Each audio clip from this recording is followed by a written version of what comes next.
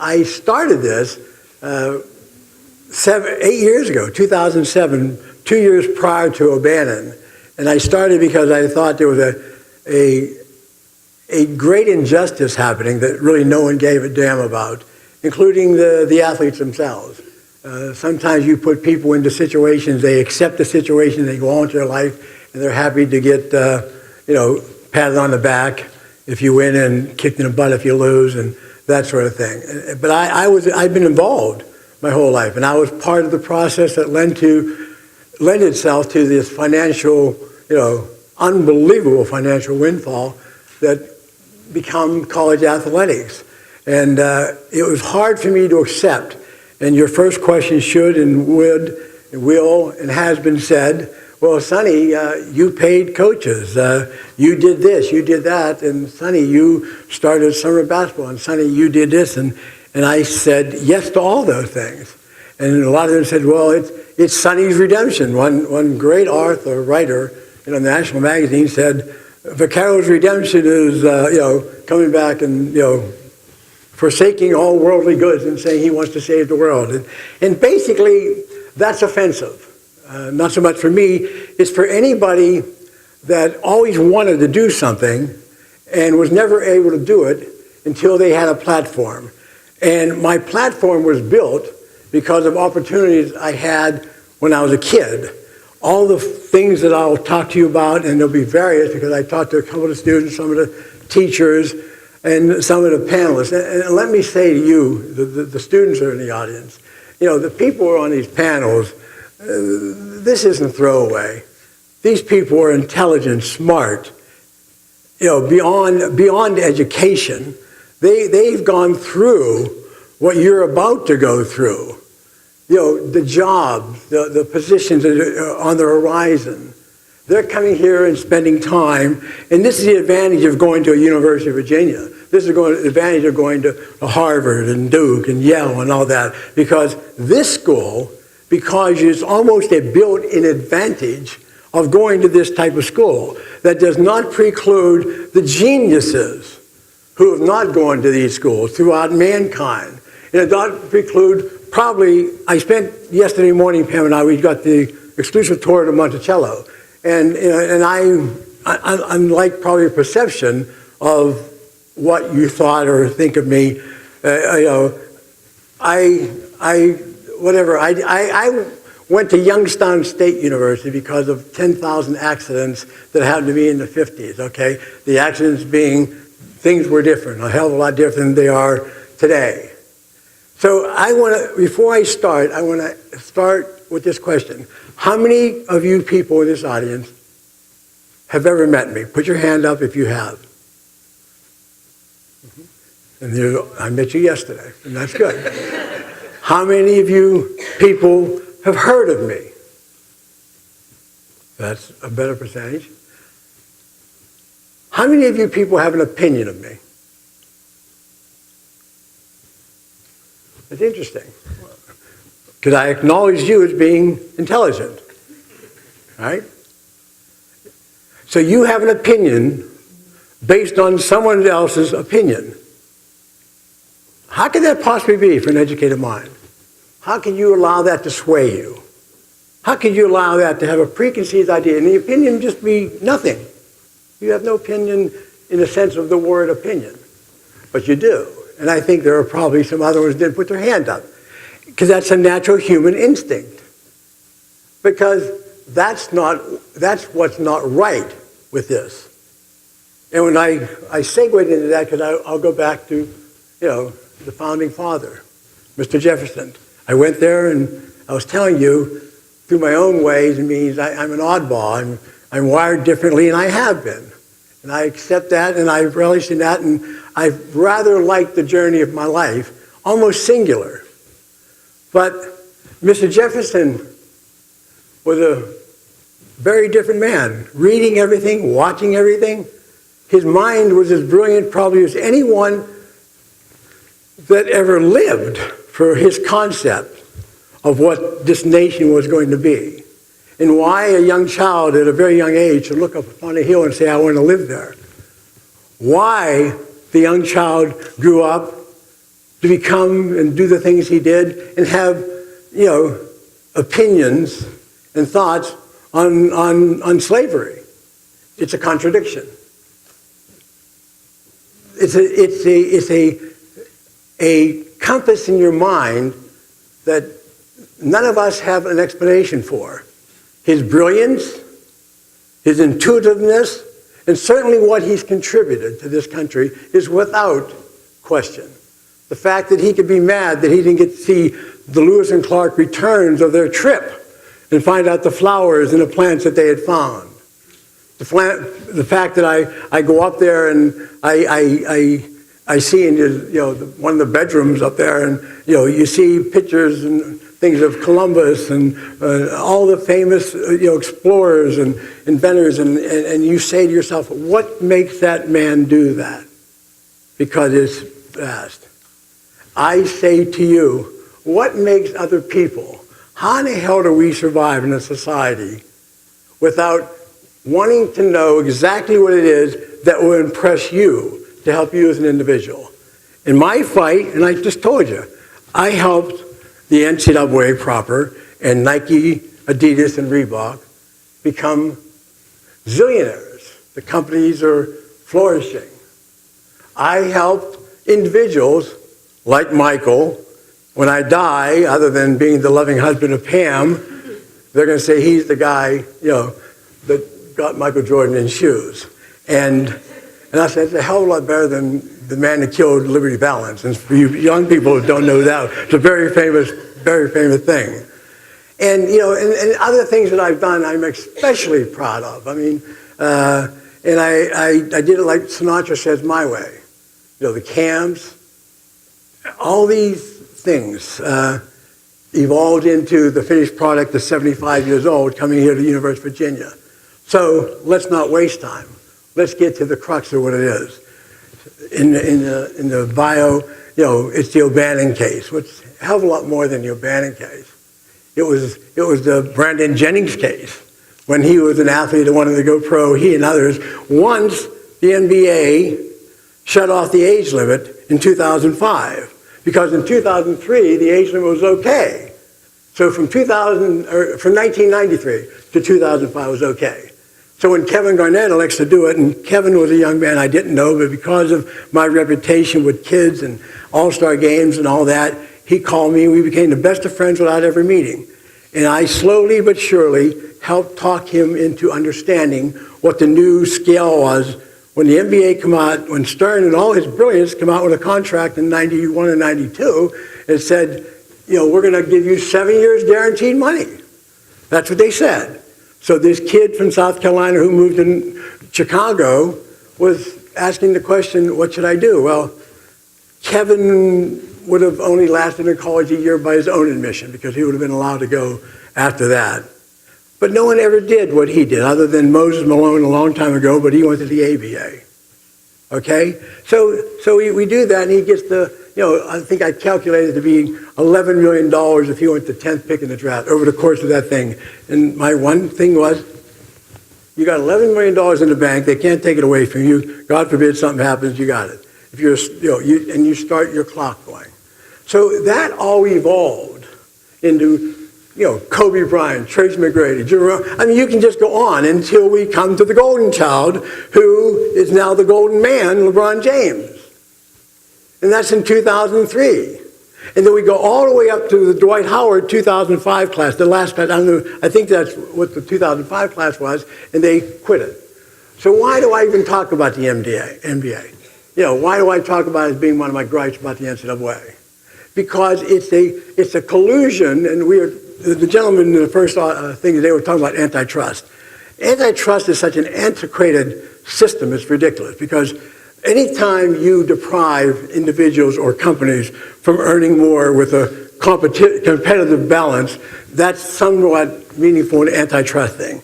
So when you shut off earning a living, in some sense in the world, and you are in agreement with the people that are doing it, the NBA is what can you bitch about? They do pay you. They do pay you. You have a union represent you, and they say you can do what? The NCAA doesn't want you to go there, so they'll advocate anything the NCAA or the NBA makes.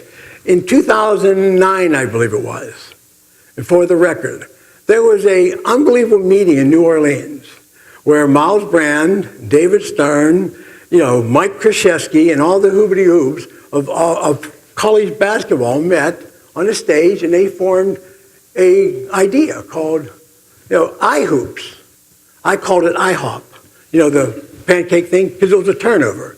What they basically did was conspire with each other to form a pact that we will not allow these kids to do anything other than what we set up as rules through our organization called iHoops. That's what they did. They were going to systematically work on getting the age limit up to where now Adam wants to go up to 20 years old. They were going to control what summer basketball things they went to. They were going to control individuals. Now, they didn't satisfy with depriving them of earning a living. They want to tell them what they should do. It's corrupt in the very nature of the word corruption. So let's backtrack. Let's go to 1977, 78. I was a guy that started a high school basketball game. I became a pseudo-celebrity in my hometown. I did other things.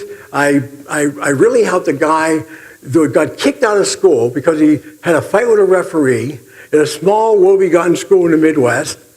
And a friend of mine, when I was coaching back in my high school in the early 70s, I sent him to this school. And he called me one day and says, "Sonny, there's a young man here that needs some help. And can you help him?" He was a basketball player. So I drive up to 10 Mile, that's in like M&M, right, in Detroit.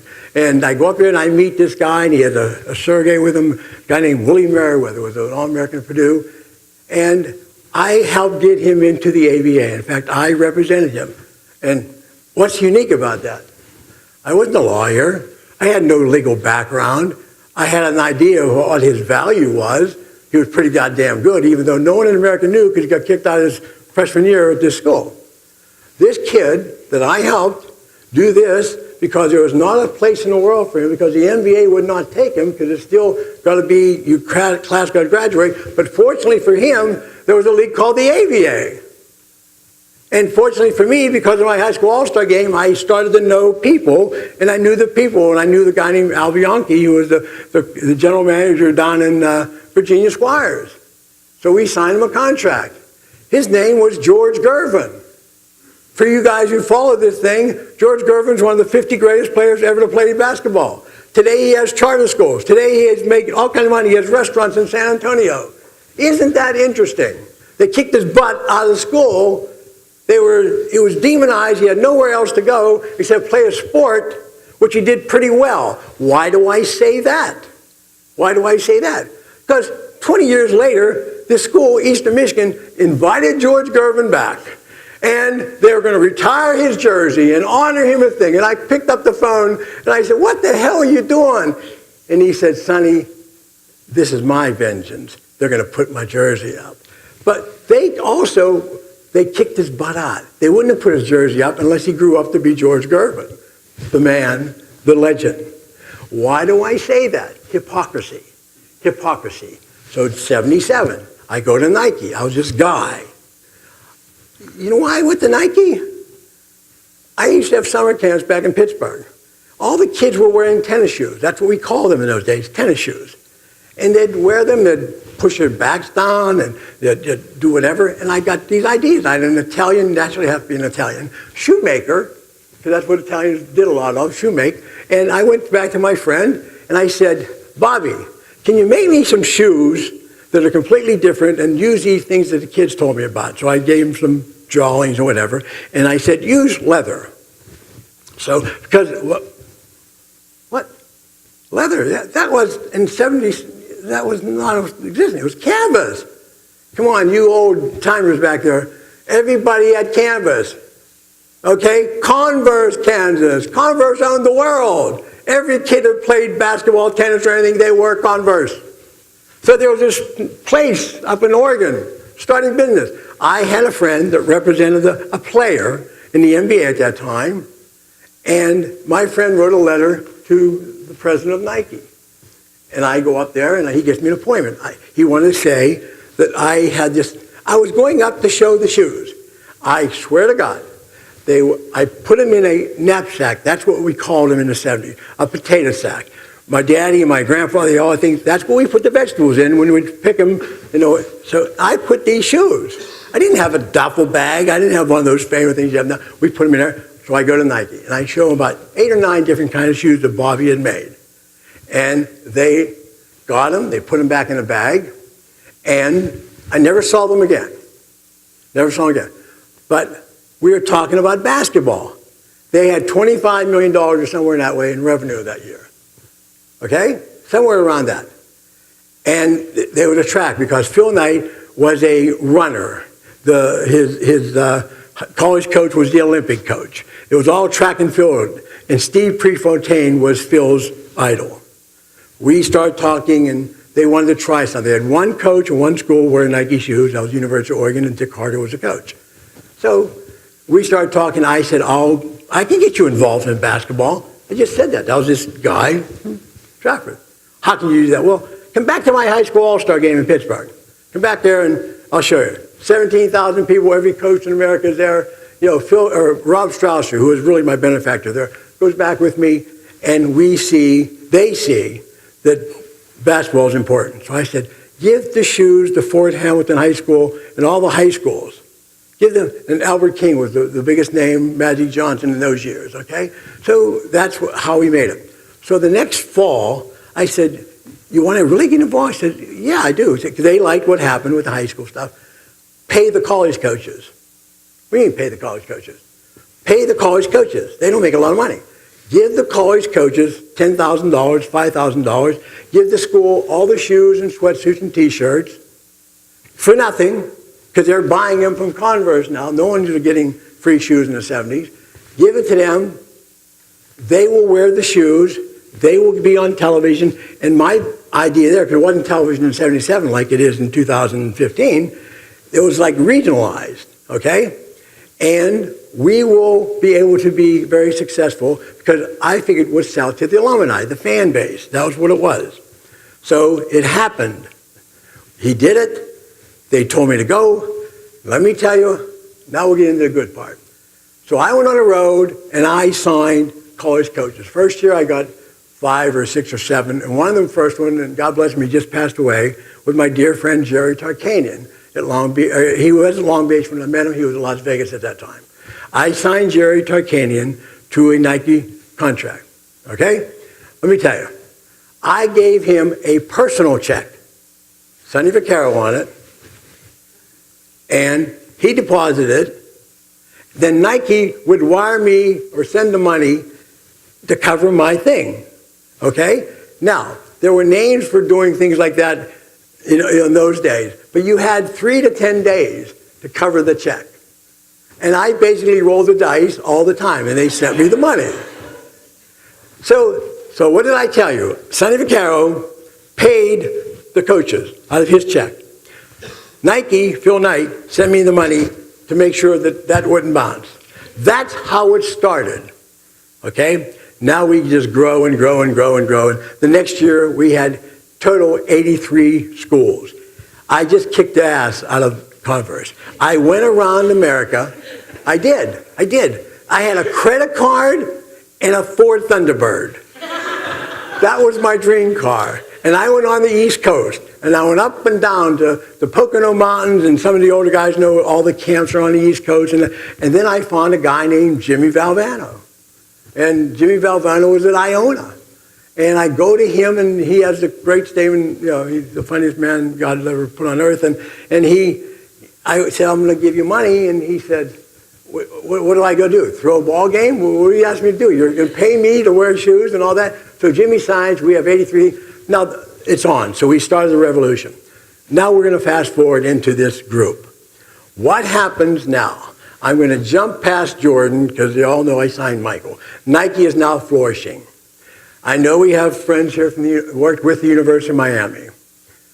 By a strange quirk of fate, I get a phone call from a third party, okay? A labor lawyer in Washington, D.C. named Rob Ades. Rob calls me and says, Sonny, Mr. Vaccaro, I'm calling on behalf of the University of Miami on the authority of Sam Jankovich, who was the athletic director. And he wants to ask you if you will sign, you being Nike, Miami to an all-school deal. Okay? 1987. Put that in your mind. An all-school deal. We did the first contract, 77, 78, singular. Until then, we made a contract with the individual coach. When I signed John Thompson, I gave him $250,000 to him. Nothing to do with the school. When I signed all these other guys, they got the money. Just so we know. Oh, that $250,000? Boy, that number went up from 10,000 to Tarkanian in about 5 years. It just, because what happened? All those purists, all those saintlier than saint companies, we'll never pay coaches, we'll never pay coaches. Well, after the second year, they're all paying coaches, okay? It's the nature of the animal, the beast, okay? You're not going to let somebody kick your butt. And if you think they were crooks then, well, they're not a bad crook now. We'll join them. That's the mentality of your friends at the NCAA, because I'll tell you why. We signed University of Miami to an all-school deal. Some here in this crazy little mind of mine, I was able to grasp the situation when I knew it was good. Maybe it was the street in me. I have no idea because I can't give an education for what my mind does. So I'm there, and I know something good. I call Rob up to tell Phil. I said, we got it made. What do you mean you got it made? I said, the guy from Miami wants an all-school deal. They don't play basketball. We are mostly a basketball tennis shoe company. That's what we were.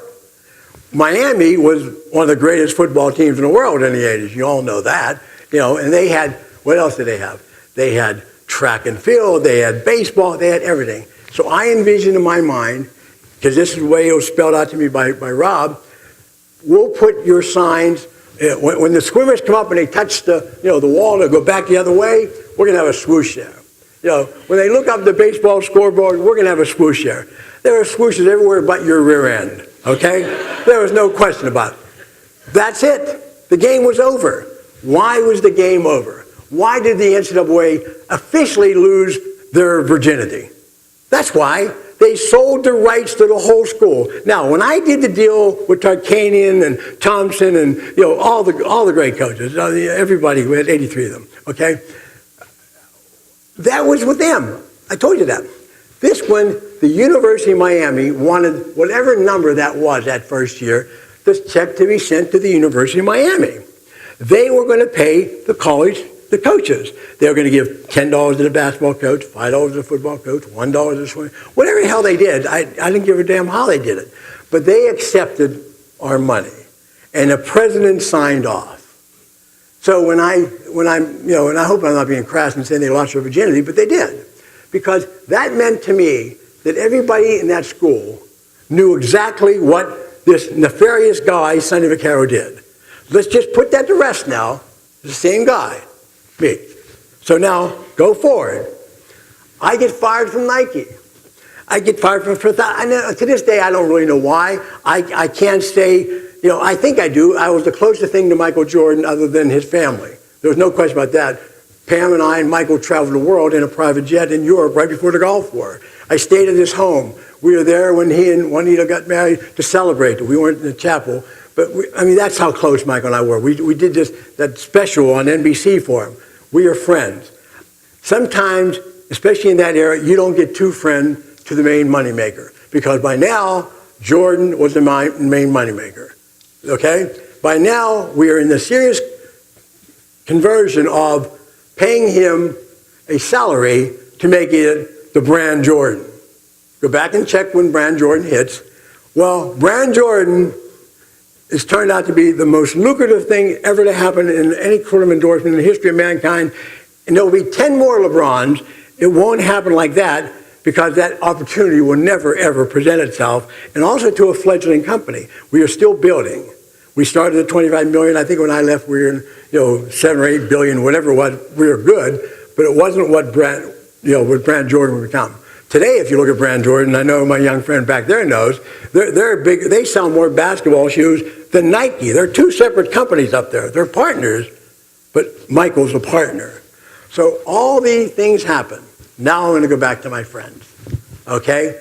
They've accepted everything that we ever did. Everything. So I the connection with the pro leagues, the taking of money from commercial entities. They were a willing co-conspirator. Where did they lose their virginity? Well, maybe 150 years ago when they started. Because what they did, they wrote a very interesting thing when college sports started. They called it the NCAA after, I don't know exactly what year, and they put the rules down to who and what they were. You have to understand now, they started an organization and they say, this is what we can do and this is what we can't do. And we're going to be this athletic and National Collegiate Athletics. So they specifically said athletes. Am I right? That's who they are.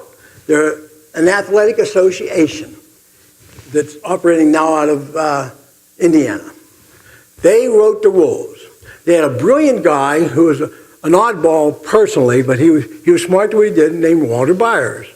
Walter Byers was the first, I guess, commissioner, president, supreme ruler, but he wrote all the rules. And one day, he woke up, and he saw what was happening. There was a little revolution in college sports in the early 70s. You guys weren't born yet, okay? But what was that revolution? Black power. Student unrest. Athletes were getting the ahead of the curve. We got to do things to curb them. That's true. Now, I can't specifically say that was in their minds, but if you do crazy things like Sonny does, and I analyze for my own self and research my own self, and I don't take someone else's opinion, I study myself, and I come to a conclusion after reading writers, books, in the opinion, and also examining the times. Well, in the 70s, everything from what? Tommy and John at the Olympics, right? Muhammad Ali, boxing, Kurt Flood, baseball. There was like a revolution going on. We had marches and Mr. King. Everything was going the other way. The only thing that was sanctioned yet was amateur athletics. So we imposed this word on kids who played sports to be amateurs. You know what the true thing of an amateur is? Go back to England. 1890s. An amateur was a designated person who wasn't a peasant, because that's who were the professionals. The peasants were the professionals. The amateurs were the aristocracy of England. They were the ones who could play polo and golf, and they didn't get dirty. So they wanted to be pristine because money really wasn't a matter then. So anyone else who plays those sports, they'll be non-amateurs, okay? But amateurs were clean. And it carried on. It just carried on forever. Forgetting that even in the Olympics in 10,000 or 1010, whenever the heck they started the Olympics, there was always a reward of some kind. I mean, we all know that. But forget that. Stay on the 1900s now. So they kept evolving and evolving. And it got to a point in the 1920s where basically the athletes didn't even bother to go to school. Some of them don't go today, as we found out in North Carolina. But Congress had to step in. The president had to step in. The University of Chicago said, no more of this stuff. We're going to quit. We're just do all this stuff. But it still survived because they were paying. I'm from Pittsburgh, so I know the history of what happened at the University of Pittsburgh. Thoroughly, I know that history. And they subsidized the kids. And then after the war, a lot of the kids came back. And everything started changing. So now we're in the 50s, and it still hasn't taken grasp. It was basically, Harvard and Yale was still a big game, and Southern Cal and Notre Dame. There were your little spiritual rivalries that were evolved, and the only receipts you got were gate receipts. There were no celery rights. The gentlemen up here today were talking about stadiums and television contracts. There's nothing about that. So, but they kept evolving. Why did I bring a point to 1971, and why did I think the world changed? Well, they did their first time they stepped out of character. They actually made a move that was publicly known because they made a statement, and it affected thousands and thousands and thousands of future athletes for the benefit of the institution and the NCAA. They removed the 4-year scholarship to 1 year, renewable. The only reason I'm living today was because I didn't tell you, when I went to the University of Youngstown, I went to a junior college first. I was recruited by the University of Kentucky to play football.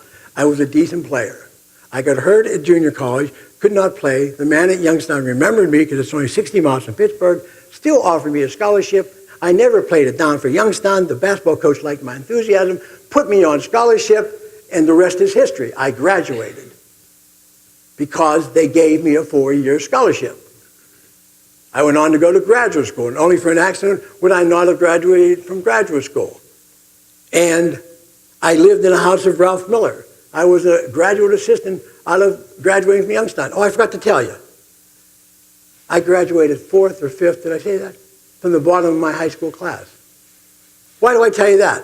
My mother certainly wouldn't be proud, and she's been gone. She always says, Sonny, why do you tell people that? And I say, because, Mom, it's the truth. Pammy reacts that way right now. She's still, why do you say that? Because it's the truth. But what happens when someone gets a chance? How do you know? What did I allude to earlier? You're here because you passed tests, you did things, and you're obviously qualified. And the door is set for you. If you don't screw this up, you're going to have a pretty good life. But it's up to you. And it's up to somebody who doesn't go here. Okay? So it's up to the person to determine his life or his education.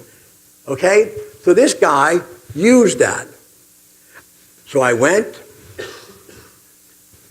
I got my education, and I only got it because the people of Youngstown, treated me like a human being. 71, they cut it out. 4-year scholarships, they cut it out.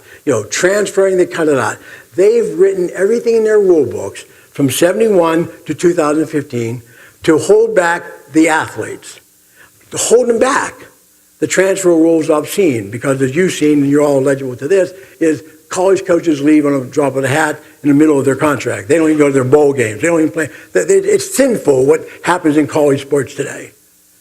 And I'm not going to sit here and criticize individuals. I'm going to tell you why the athlete is a person that should be indemnified more, taken care of more. Where else in this? Oh, when you sent me your resume, you did not tell me you were a student lawyer. You're going to be a student business person. I didn't know that. Are you one of those student architects? Or maybe you're going to be a student, what the heck else can you be? A student doctor, right? Then we have a fraternity. It's an unnamed one, though. It's down there right next to Bella's off the Italian place. Is that little restaurant that's all blocked up? That's the fraternity for all the student. And they got another group in there. Athletes. All the student athletes down there. And they're going to invite the student doctors and lawyers. We're going to be that. See, this NCAA is brilliant. They formed their own vocabulary.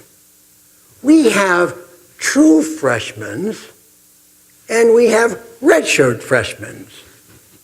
Isn't that interesting? We have a collegiate model. Really, I thought the model was get an education. We have all these things that simply stand out when we're talking about it. And we also, oh my God, let me tell you what we have.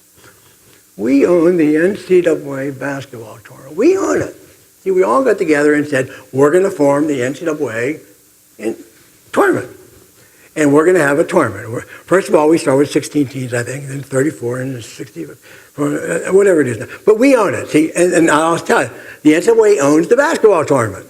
So at the end of the year, we're all getting ready now. The season means crap.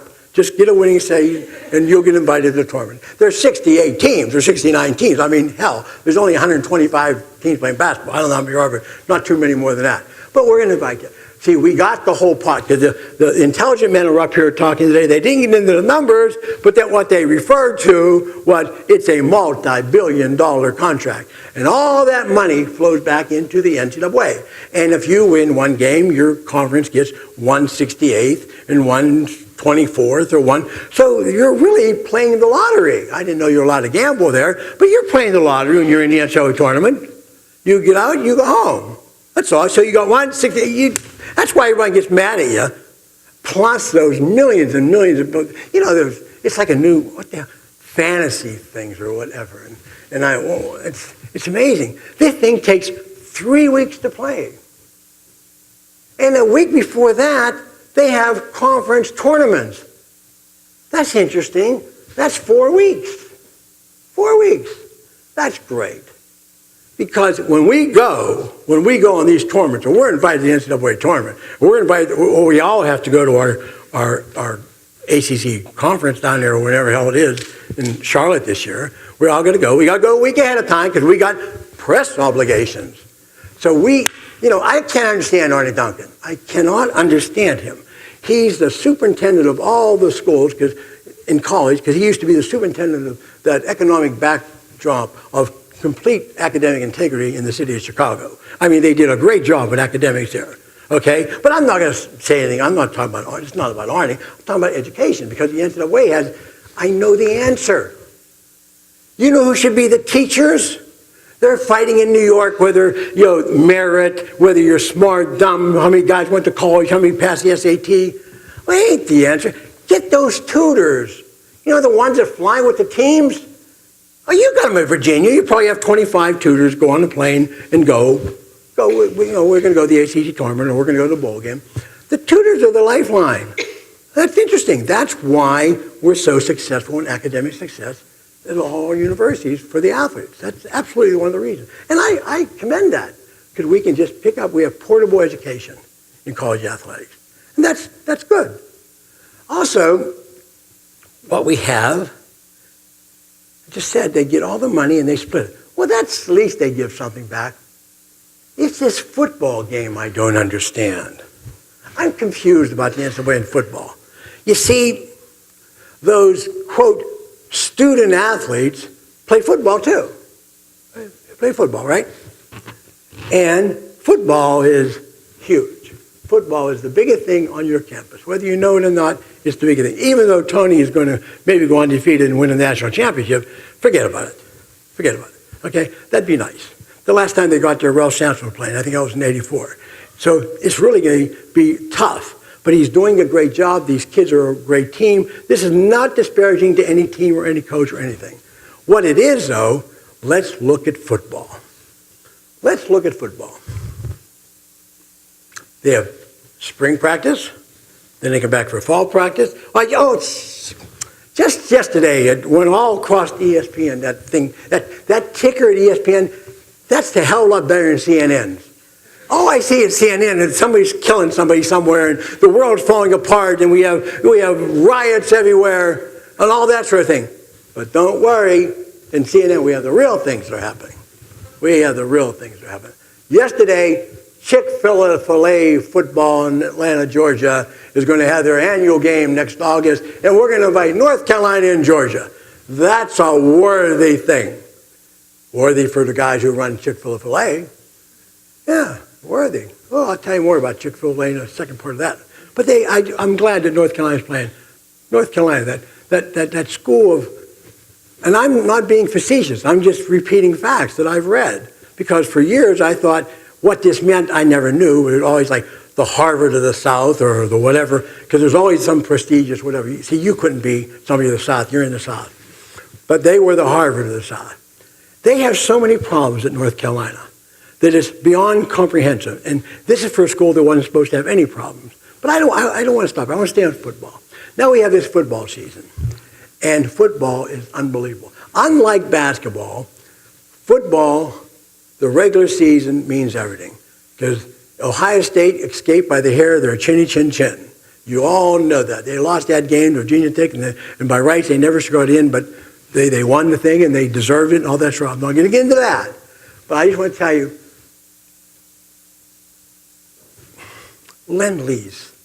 I know what Lend-Lease is. I'm not a good historian and all that. But Lend-Lease was like, I let you do it and eventually you'll let me have it back or something like that. It was done a long time ago. It's a very good phrase. We have a Lend-Lease system in the NCAA. Come on, you guys are geniuses. You should all say, yeah, Sonny, I know that. What is it? It's the football programs. Oh, how can that be, Sonny? You're crazy. No, it's the football programs. Well, what do you mean? Well, don't you understand? Is it the F Football Bowl Series, FBS, right? They have no part of the NCAA. They get all the money. And then they throw you but they don't divide it. It goes to the FBS, and the people run the FBS, and they have rules about that FBS. Unlike the NCAA, and one thing pure about the tournament is every conference, like even the Ivy League or a lesser conference, has a chance to get a team into the tournament, which is, to that I'm applauding, okay? But the football, all schools don't have a chance. We know that. We absolutely know that. They do not have a chance. The 5 schools, all those 5 schools, we just gave them autonomy. Well, the NCAA said, we can't control you anyway. Why don't we just let you do what you want to do? And let us know later on what you decided you're going to do. So we can make a rule and protect our money. But why do I say the FBI? Why do I stay on that? You know those kids, the parents of those kids that played in that game with Ohio State, okay? You remember like last month, right? And then some of the parents bitched and moaned about they couldn't, they first away, they had to buy tickets to go to the bowl. They had like a Big Ten conference playoff game. Then they had the first round of the 4-team playoff. Well, parents go there for years. A lot of people have been saying, why can't the university, I'll use the NCAA tournament is my thing. Why can't they pay and bring the parents in? Well, they finally did it because the lady whose son played in the Ohio State team bitched about it and it got national coverage, and so they brought him in. Yay. Oh, shucks. It wasn't the NCAA. It was the FBS that did this because the NCAA didn't have the authority to do that because they refused to allow athletes to be compensated in any way for their performances, so that would have been something that they would not have allowed. But the FBS can do it. Well, that's just like what happened to Ohio State and Jim Tressel and Alabama and Auburn and Cam Newton. They violated some rules right before a bowl game. But the conferences said, you can decide when you want to take your penalty. You want to go before the game, after the game, and they found out that, that Cam really wasn't guilty of what his father did, which is fine. And I'm all for the kid, and I believe that. But the one at Ohio State, really interesting. They allowed them to choose the year they were going to play in the Sugar Bowl or next year when, the kid that they really demonized, Terrell Pryor, and all his teammates were getting tattoos or selling their autographs, they threw them to hell. So they all played, and they went down there and won their $1 zillion and played in the Sugar Bowl, and everybody lived happily ever after, except the kids. Okay? Except the kids. And football. Football is the $8 trillion. Your guys were talking about it today. It's not just the NFL, because even though the NFL numbers are off the wall, 50% of all NFL popularity is gambling. 25% of it is fanatical fan bases, and 25 of it is the most brutal sport in mankind. So you want to watch NASCAR racing, go run around and wait for a wreck like you used to in the old days, or let's just wait and see who's going to get hurt. But I know one thing, gambling in the NFL is stupendous. But college football, because in this playoff, the numbers are off the wall, and they're going to continue to be off the wall. But what did I say? The money doesn't go back to all the schools to help the lower division, the women's sports and all that. No, it doesn't. They have their own trust fund. Another thing, in antiquity, when I was back there in medieval days, we had 9 football games. And if your team was good enough, you had a 10th one, the bowl game. Let's see, Ohio State had, I think, 15, right, this year? 15. Interesting. What world are we living in, ladies and gentlemen, today in sports?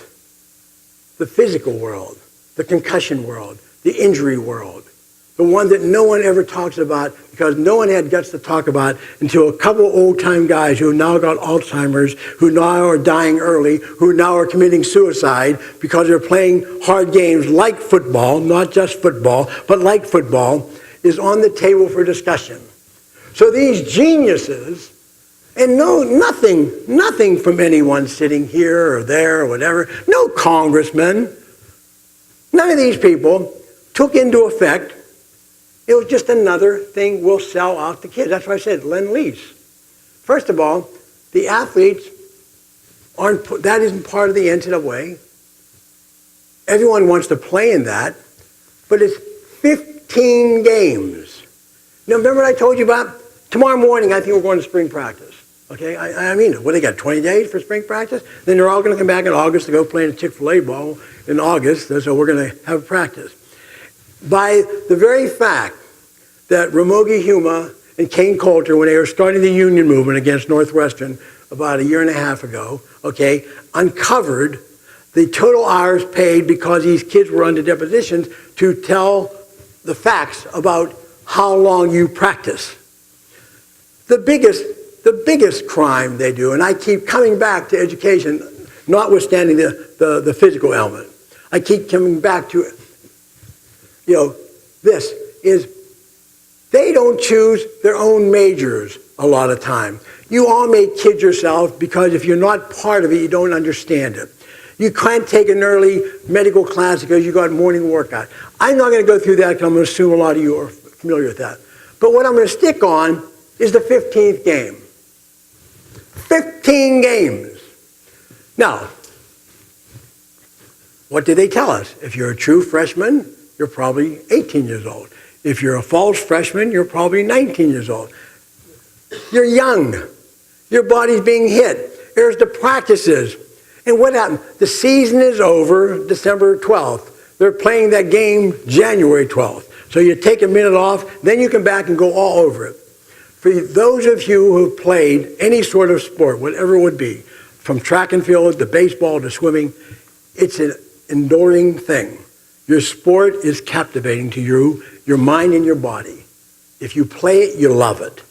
Very, very few people play sport for the luxury of just playing sport, unless you're an ex-basketball player and you go into the 10,000, pseudo little YMCAs or health clubs and play pickup ball when you're 97 years old, because basketball is the only sport you can do that.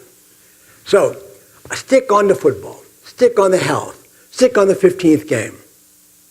Now let me jump to the ruler supreme in this group called the NCAA. So, some bowls, I guess, we can get a $500, Michael Jordan shoe for Nike. Although they don't have to give everything away because everybody's wearing their equipment. So they're basically getting everything they want to begin with because that's what we did in '77. So my little scheme worked out well for corporate America. And it was supposed to because corporate America paid and Gatorade paid for all those Gatorades you're flipping over your head because all they need is for you to flip it one time on national TV, and I guarantee you, take it to the bank, they're going to show it on television. That's all you need. And I talk about showing on television, the NCAA tournament. The best commercial they have, the best ad they have, is the ladder. The ladder. Warner ladder. When the kids go up to cut the nets, you look next March. You're going to see Mr. Warner's name right there. And we're going to make sure that Jimmy Nance, whoever's doing it, say, and they're up the Warner ladder. And we're going to make sure if you come down for a press conference and you're not going to drink Coca-Cola, you're going to drink Pepsi-Cola, because if you bring a Coke home, I'm going to kick your butt the hell out of here. Because we know that happened. The athlete is behooven to not ever show up with anything non-regulatory by the sponsors. Now, the NCAA signed those contracts. Am I right? The FBS signed those contracts. The athlete didn't sign any contract, but Johnny Manziel, now he's not turning out to be a great pro football player, but he was one of my favorite athletes of all time. First of all, he was my favorite because he was white, okay? He was smart, and his family was rich. And you ain't going after a white, smart, rich kid playing athletics who was talented as him, making money for that University of Texas A&M that he ain't had once since John David Crow in the 1960s, okay? Let me just explain to you what I mean by that, okay? Johnny was exciting. In college football, he was brilliant, okay? And the day that I knew that I had him good, okay? Remember when CBS, on the third or fourth game of his sophomore year, they had a Johnny cam? You guys know it. Remember the camera that CBS put on him? And they say it was just on Johnny Manziel. We're going to follow every move. If he jumps over here, we're going to get that move. This guy may be running for a touchdown over here, but Johnny pitched him the ball. And what did they tell us in court? What was their defense for 15 days? It's for everybody. We glorify everybody, all of our athletes. They're all the same. Okay? They're all the same. And I want to know why those poor kids from Grambling didn't have a place to take a shower, didn't eat, didn't have a good practice facility, and it was only Grambling because those kids stood up and said this was happening. You see, what they show you, they're great at this. They show you what they want. We love college sports. We love college basketball. Really? Go get a camera and go to one of the games that's not Duke and North Carolina. Okay? Go show me the empty seats. There's empty seats. Half these gyms aren't filled. And 3/4 of the ones aren't for the lesser schools. So don't give me the BS that it's all about this. It's about the great teams and the great players the television want to buy. All you guys who are talking about television today, they ain't selling it to Ithaca and and Williams, okay? They ain't getting a contract. That's not happening. You know what? These guys are talking about the movies. The movies have no value anymore. Part of my reason I'm sitting here today, because in the 90s, I started watching classic films. Again, this weird guy. I happen to know Steve Greenberg. He's the son of Hank Greenberg, but he's also one of the most successful, brightest men in all sports, and you all know that, and you should know, okay? But what he did in, I think it was 96, he and Brian Bedell, another genius in the television business, thought of a concept called classic sports. The reason I know that is because my friend Arn Tellen knew Steve very, very well, okay? And he said, Sonny, do you think you'd like to sell your old round ball games? Because we had all of them, most of them were on ESPN or some other, network. My games were mostly on TV for that high school all-star game. And I said, no. I said, that ain't going to work. Whatever, I'm really a genius. So anyway, so Steve and Brian make this work. And they sell it to ESPN. And I believe the value was, and you guys can correct me, $125 million. That's what they netted out of that thing. And what is the genius of ESPN? Even though you don't want to know the scores of the game because you saw them, let me tell you, ESPN is the greatest motivator of your mind in the history of mankind. They are absolutely brilliant. They have more reruns than the Big Bang Theory. Everything they do is a rerun. I watched last night's PTI this morning. I watched in that Duke, North Carolina game. What they've done this week is it's the ACC tournament, from 1919. And everyone will get every year. And then during the FBS, we'll get the original, Southern Cal, Notre Dame, or Southern Cal UCLA. But see, what it does, and what my learned friends don't admit to, is that these people that they're showing, some of them are dead, some of them, whatever, they turn out to be good, bad, indifferent, but it made no difference. They're no longer at that school. When I first conceived the idea of suing the NCAA, it wasn't even a suit. I was just bitching, because that's what I do good, I bitch.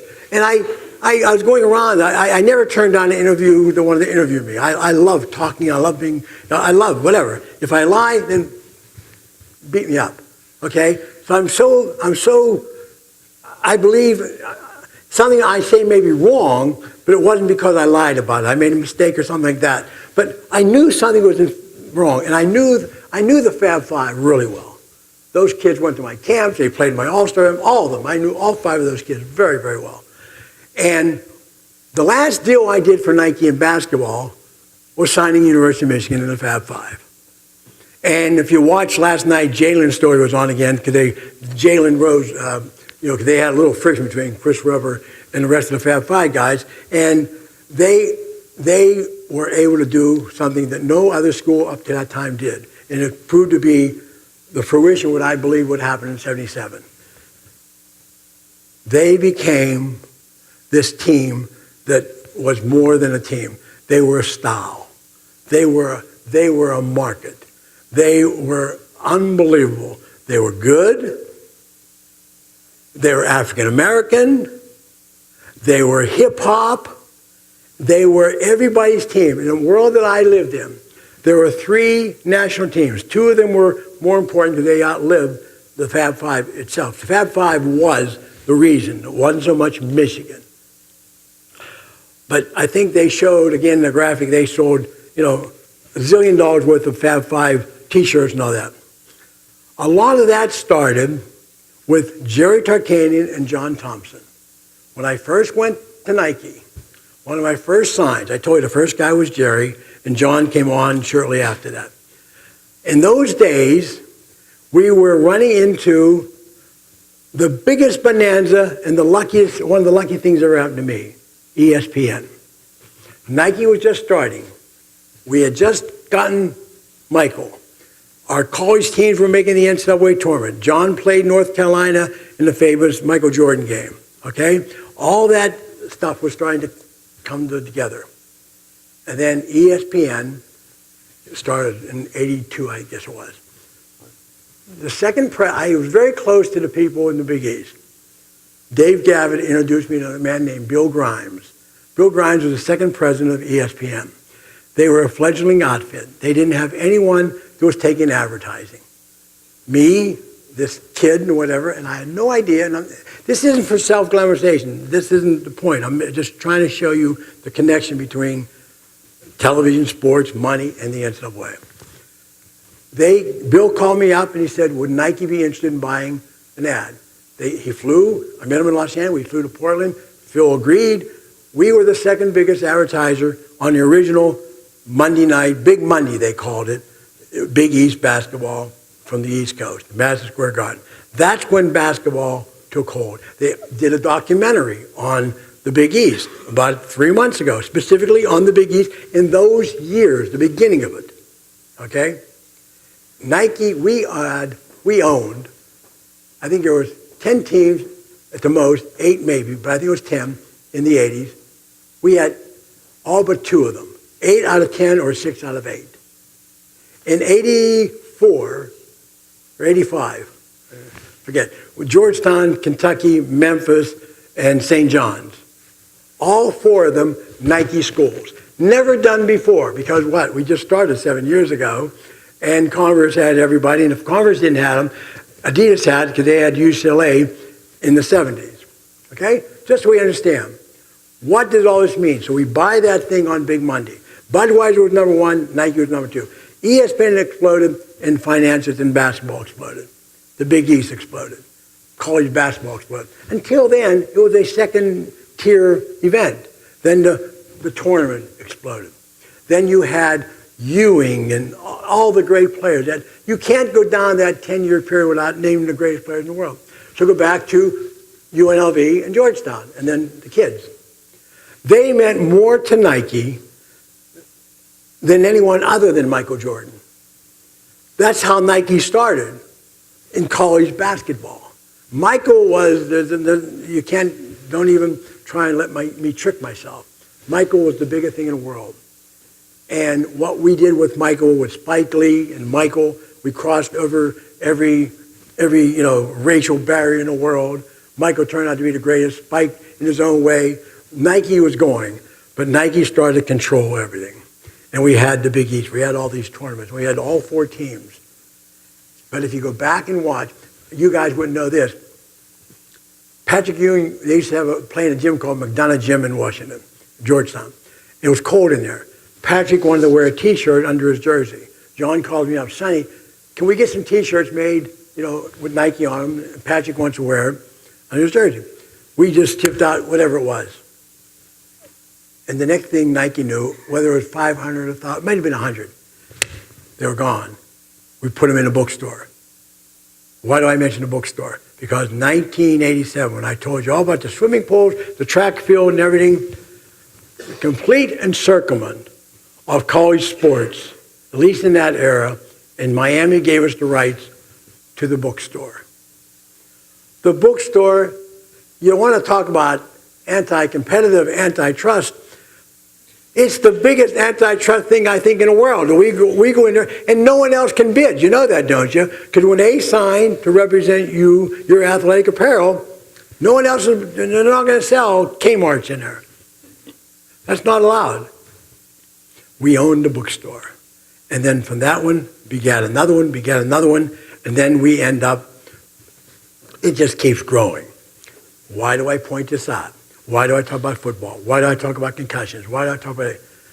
The NCAA owns everything. What else happens? I mentioned Walter Bowers. Probably none of you knew him. I think there have been 6 or 7 either presidents or associate presidents, because sometimes the president or the associate president was an athletic director, like Gene Corrigan, while he was also the associate president of the NCAA. There wasn't even a cohesive unit who was running that outfit. But what happened? Athletic directors, okay? Then evolution from an athletic director, and the biggest mistake the athletic director ever made, conference commissioners. For all you guys that do money buys, who do you talk to? You go see Jimmy Delaney, you go see Swafford, you go see Mike, okay? All of a sudden we incorporated these 5 geniuses. And they are bright people, because they were able to put in place, under the byline of amateurism and the NCAA, they were the commissioners. They controlled everything. Okay? They got all the money. They're paid millions of dollars. Good for them. That's what we all want to make a buck. I say to you, I just gave you a brief outline. I can answer questions for 1,000 years. I wanted to touch on the growth. I wanted to touch on how it happened. I also told you about the injuries and all the things that happened. We are now in 2015, okay? The only thing that hasn't moved a peg is compensation for the athlete, in whatever way, shape, or form. Now, O'Bannon got a basic, we got a semi-win. Judge Wilkins said there's going to be a base thing of $5,000 per year, and it accumulates for 4 years. That doesn't mean you have to stay 4 years. You played 1, you're going to get $5,000. But the O'Bannon case is much broader. It's an antitrust case. And I know some of my learned friends, that's a tough nut to crack. I understand that. The only thing that we have going against us is, and I had a young man here who was a bright young man, and it's universal. The sanctity of sports is not to be offended. It's not going to be corrupted. It's not going to be. The minor sports and women's sports and Title IX are not going to be affected. Because I can speak of corporate America since I was involved in it. Now, I can't speak today. I'm not speaking for the ones I work for. But let me tell you something. If there was, and there's a plan, in effect, okay? There are some brilliant people who have some good systems. What has to happen is not the NCAA, because they delay everything. They appeal everything. It stands to reason that people in Indianapolis don't want to see anything end. Why Miles Brand should be given $2 million to run it is beyond me. I don't know what the hell he does. I don't know what it is. He got up there in front of the world and claimed himself the ruler of the world when he proclaimed the death penalty on Penn State. And then a year later, the information was wrong, but this man took special joy in saying we're going to blame it on sports and it was a corrupt system and everyone's damned. The one thing that bothered me, not that Sandusky, not that it was the most egregious thing ever to happen. Who in the world, what God gave him the power to strip the athletes of everything they did? What did they have to do? An unintended consequence? An unintended consequence is something you don't know. An unintended consequence is when the drone goes left instead of going right and it shouldn't have. But this one was out of the minds of these geniuses, these presidents, and Emmert, I said Brand, Emmert, Mark Emmert, okay? He took great pleasure. Well, there's a kid named Teleferro who became paralyzed playing for Penn State. And 98% of the kids graduated at Penn State. All those kids, they did nothing to this egregious sin, bad thing. Hang him, kill him. I don't give a damn what you did, Sandusky. My problem was what he did to the athletes at Penn State. They have a penchant for that. My problem is what he did to the University of Miami. Whether they cheated or not is ridiculous. Shapiro was available. He was involved. There's no question about it. They had the gall, this pious, this thing bigger than life, the NCAA, moral supremacy, the NCAA. They actually allowed one of their investigators to go in and make a deal with the devil. They were going to pay off Shapiro. They had him. The game was over. Miami was going down, and they let him off. They let him off by their own corruptness. And so for all you defenders that think maybe the athletes can't get something for whatever you want to defend them, just take into consideration, you're not fighting for the equality of athletics. You're not fighting for your home team. You're not fighting for what you think amateurism is, because it isn't. You're fighting for a group of people that really have no feeling or understanding who the athletes are. They have no concept of who these people are. When you talk about academics, and some people say some kids shouldn't be in school, of course there's the very famous, ad at Final Four. These kids get on every goddamn year and they aggravate me. And they say, my name is Jimmy Joe, and my name is Billy Green, and I'm going to be an architect, and I'm going to be this, but I'm not going to be a professional football player. Yay, I'm happy for you. But did any of these people ever say, by the way, let me just pause, all those 20 kids playing the game tonight, thank you for paying for my tuition, because that's who paid for it, the kids playing in the NCAA tournament. So all these dudley-do-rights, they're full of crap too. No matter how pretty they look, they are, because they don't have the common sense to say thank you. They wouldn't have their money if it wasn't for the NCAA tournament. And they wouldn't have their money because CBS wouldn't televise the damn thing if it wasn't good and these players weren't good. You were good to get there. But the most galling thing, and I'll quit with this. I hate quitting. My wife's giving me a signal. Okay. The most galling thing is, remember the year they took that ad and they said, so you think we're all dumb jocks. Remember that one? That was gall. That was, pathetic. So they were saying that the public were thinking that the athletes not playing in that game tonight were dumb jocks. And she or he reaffirmed, we're not all dumb. Well, I never thought that. I would have assumed, just by logic, that if you allowed me in your school, whether it's Virginia Tech, or Virginia Union, however you want to divide it, the biggest to the lowest classes, okay? I would have assumed you were all academically correct. You all qualified. I wouldn't have thought you would have let dumb jocks who couldn't qualify, who couldn't pass the test, be a part of my team. I would think this was all about education, because in O'Bannon, there's one constant answer. It's something that all the athletes think, and academics is the core mission of the NCAA. And I'm all for it. I'm all for it if they get out of the money business.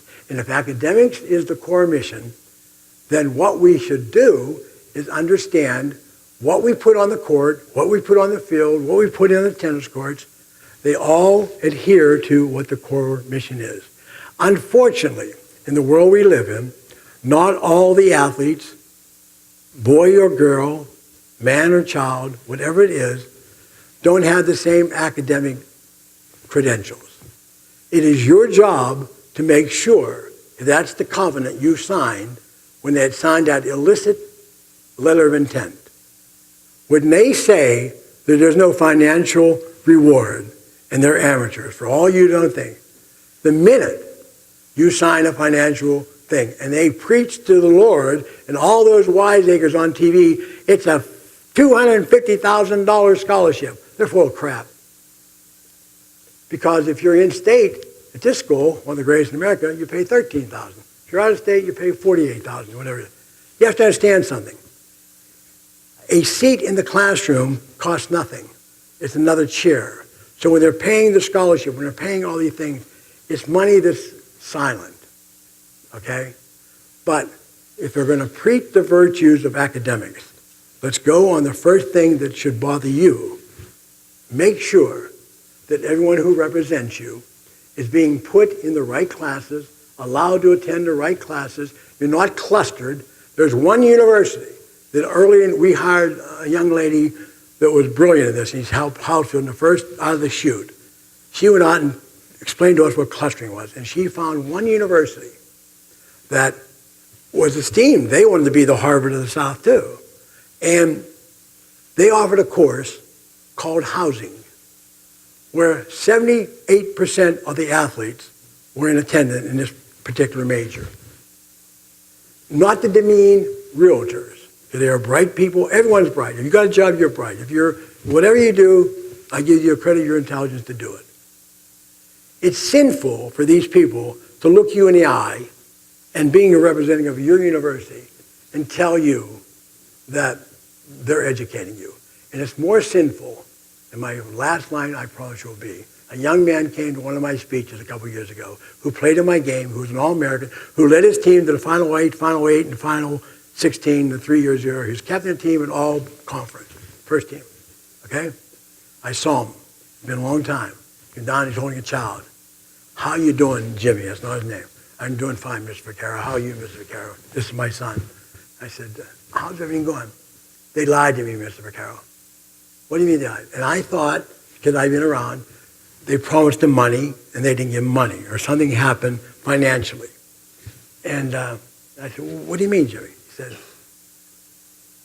they gave me a degree, but they didn't give me an education. I can't find a job that's whatever. I never forgot that.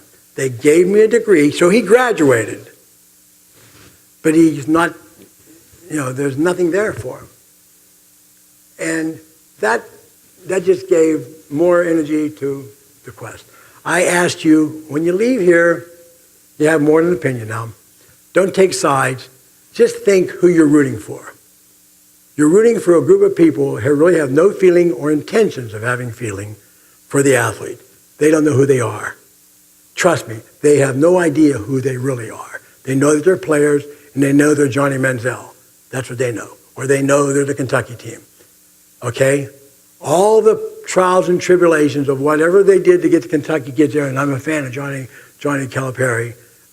He and I disagree a lot, but I'll tell you what, just go turn your TV on. Now until they lose their first game, there's a story in America. Forget what, how, who. John took advantage of the biggest loophole in their thing. The one and done was made for Johnny. And hopefully they win a championship, or hopefully, I'm not just hoping anybody can win, but I'm saying it shoves it up their butt when they allow things like this to happen, and they put these rules into effect. Give the athlete a chance. Give him the benefit of the doubt, because he really has no voice. We've known that. He's subjugated by the facts and the running of Indiana. Peter, thank you. Appreciate it.